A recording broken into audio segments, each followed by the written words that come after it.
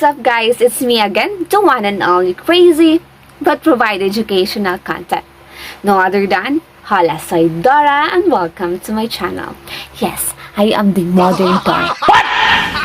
Because today, we're going to talk about grammar. Come on, Babunas! Oh my God!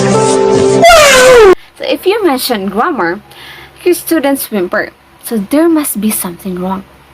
Although teaching English doesn't always have to be monotonous, it can be challenging and full of rules to remember. You can create engaging, enjoyable, and shall I say it, fun grammar classes with a little imagination. Oh, sorry about the imagination of mine. Where did I stop? Okay, here. How about I share to you what are the 10 ways to teach grammar effectively. Grammarians, CCSAians, the top 10 way to teach grammar effectively is look for it in the books you are reading. So if you even if you are not teaching grammar, you can still find and point out fascinating and or connect or incorrect grammar in a work that the class reads, like Dickens' use of the semicolons, for instance. If appropriate, you can even collect excellent grammatical examples for the literature and record them on a particular section of the whiteboard or in another location in the classroom. So you may even ask your students to compile the examples in a proper grammar notebook for future references. Top 9.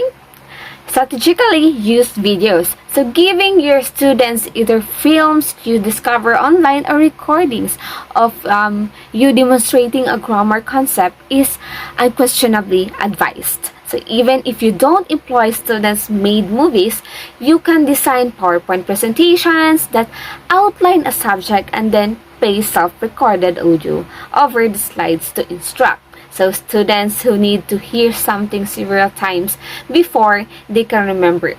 Who doesn't? Benefit from grammar education through videos in addition to those who are unable to attend class. Top 8. Yes. Write original sentences. Don't expose every mentor sentence. Please. No. A big no.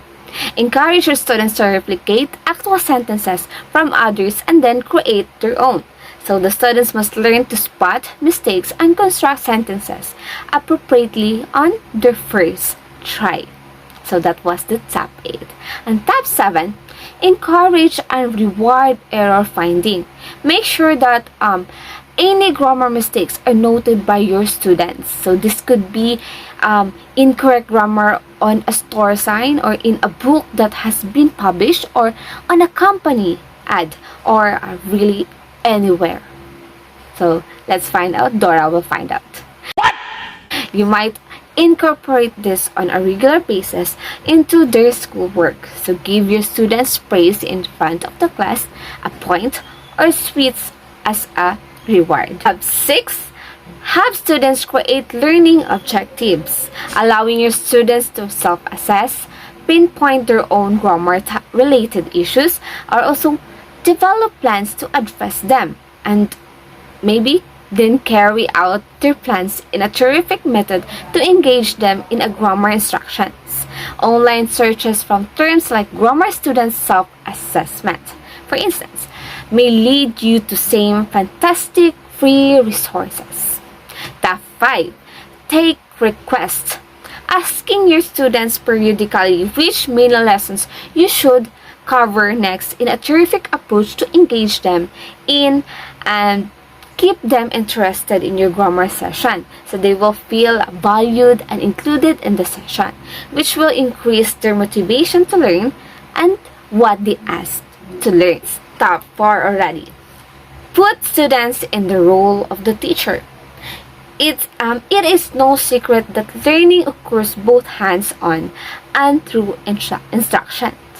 Your students have a wonderful chance to assume the position of the teacher in that situation, giving your pupils the opportunity to make their own grammar worksheets or instructional films is one way to accomplish this. So the original concepts they will come up with will wow you. Tab 3. Use games to teach grammar. So there are many ways you can use to teach grammar, and it can help students to learn more about grammar in a fun and interesting way. Let's move on to the tab 2. Give tests with automatic grading. You can design your own self-grading tests or polls using learning platforms like in Moodle, with an online learning tool that enables you to design tests customized for your own classroom. So you can encourage students to use technology.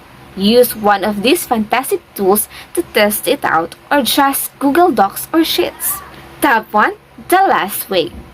Show your students the importance of grammar. Many students lack motivation to learn grammar because of the changing nature of English language. That's true. And the lack of correct grammar in spoken language. You should overcome these obstacles and demonstrate to your students the value of grammar to assure their success. So ask the students to contribute reasons why grammar is important to a large mind map you've created on the board. So the pupils are encouraged and interested in grammar thanks to this entertaining interactive method. Grammarians, hola, soy Dora, it's me again. Did you jot it down? If not, don't you worry, because I will put the link below at the comment section for you to review and check your mistake about grammar. So much for that. Let's move and proceed to our next destination. Let's go. Come on, Babanas. Okay, in this part, I will share to you also another 10 rules of correct usage of grammar. So those are first what we have here. I think a sentence starts with a capital letter and ends with a period or full stop. So a question mark or an exclamation mark. So those are the examples that maybe ends in a sentence. For example, the fat cat sat on the mat. So that was a period that ends the sentence. Where do you live? Oh, Dora doesn't have a house? Just kidding. Third sentence. My dog is very clever. That's an exclamation point. The second one is the order of a basic positive sentence is a subject, verb, object. It can be negative, and question sentence may have a different order. For example, John loves Mary.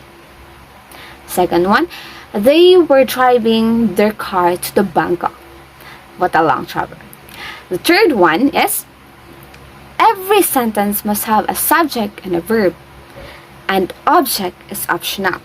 Note that an imperative sentence may have a verb only, but the subject is understood.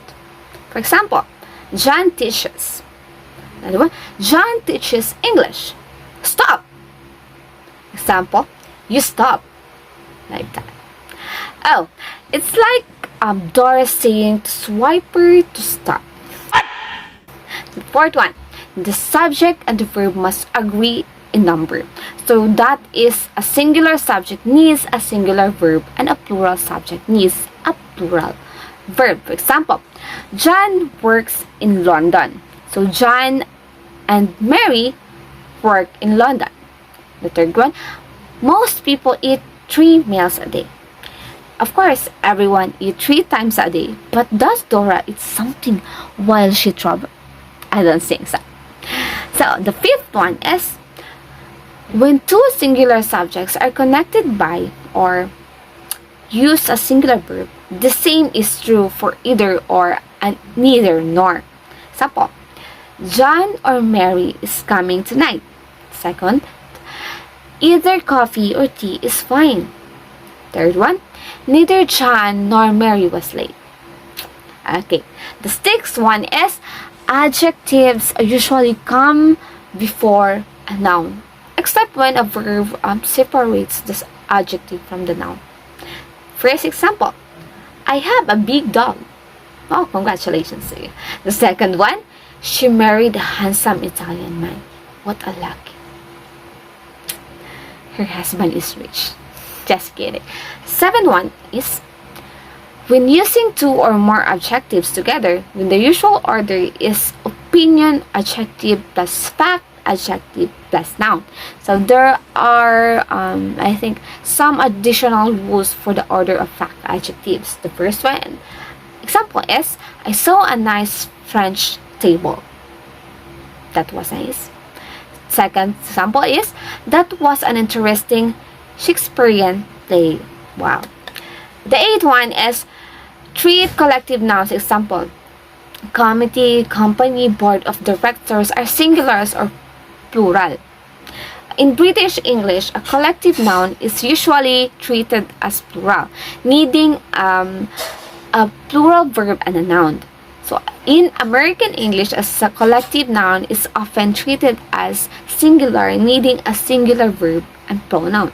For example, in British English, the example is, the committee are having sandwiches for lunch. So then they will go to London. They will go to London. So that was the first example. Second one is, my family likes going to the zoo. So that is typically the American English. So the ninth one is, the words it's and it is are two different words with different meanings. For example, the dog has hurt its leg. The second one, it says it is 2 o'clock. So there is difference. The 10th one is, the words your and you are two different words with different meanings. For example, here is your coffee. Next one, example, you are looking good. So there is also difference. Grammarians, I hope you learned something from this content. Please don't forget to like, subscribe, and hit the ring bell for more videos. Goodbye to Dara. We did it.